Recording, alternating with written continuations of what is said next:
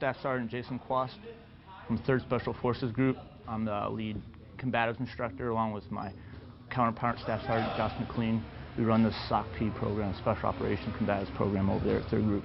What we've done with Socp Level 1 and the MACP program is that we're teaching soldiers not just foundational fighting, but the primary skills they need downrange. And you put scenarios in front of them, get them familiar with the situations that they're going to face. And so we need to teach soldiers how to be able to get back and away from the situation and create space so they can get their weapon back into the fight. So that's where we try to build confidence in with scenario training, making sure they experience what can go wrong and what can go right. Make sure they learn from their mistakes, make sure we build off the positives. My name is Staff Sergeant Joshua McLean. I'm from Dallas, Texas. Right now I'm serving in 3rd Special Forces Group. I'm a communications sergeant and I am a combatives instructor. Here, walking in the circle. It's not just teaching you foundational fighting how most people think, oh, I'm going to go learn boxing or I'm going to go learn wrestling or jiu-jitsu.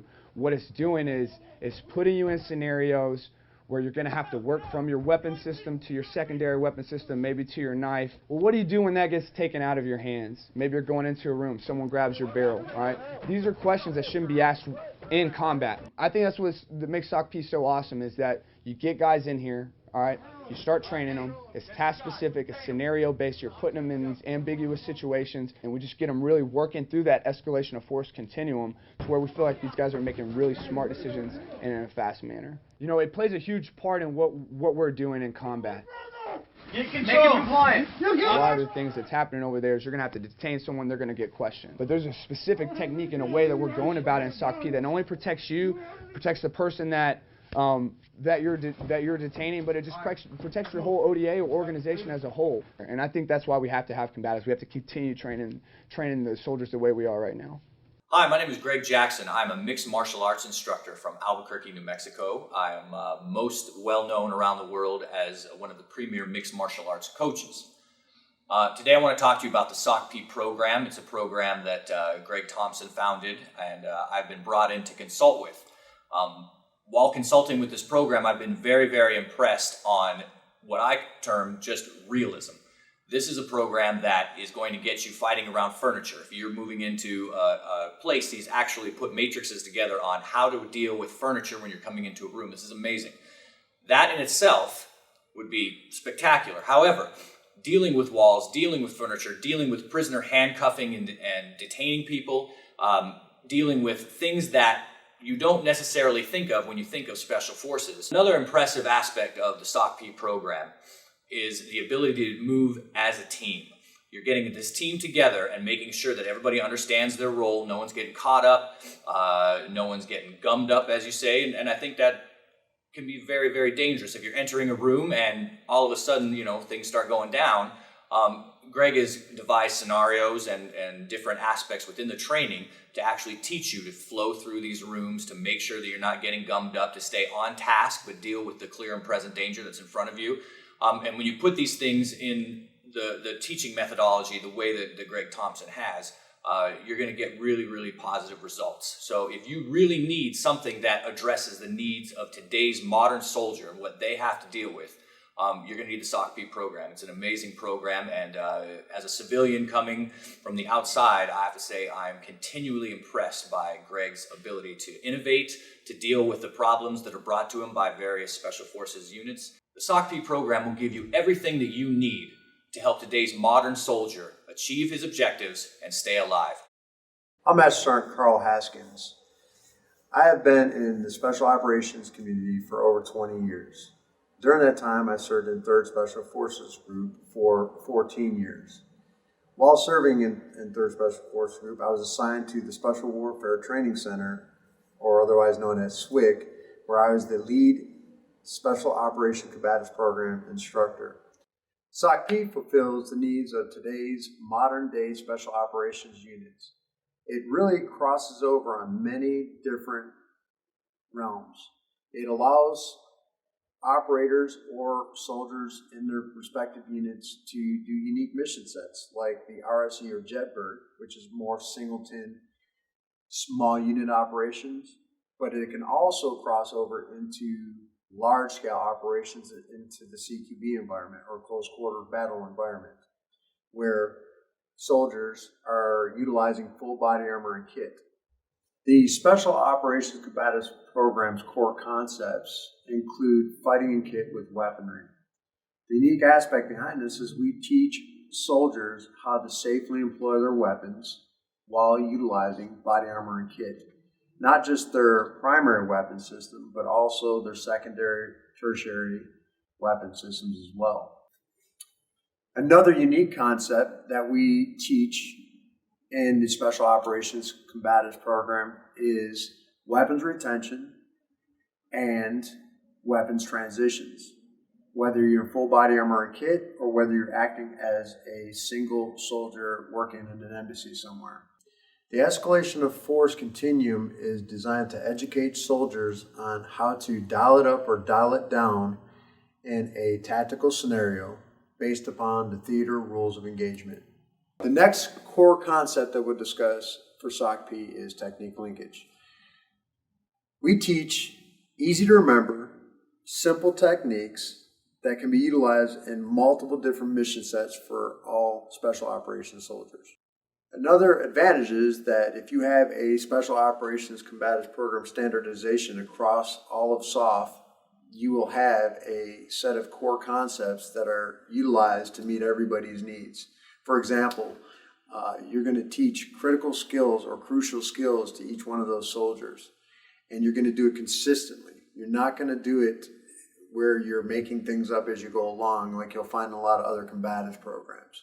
The Special Operations Combatives program has proven to be the most effective combatives program in the Special Operations community, as evidenced by Special Forces, the Ranger Battalion, MARSOC, the Air Force Pararescue, and a lot of elite law enforcement units to include FBI and ATF.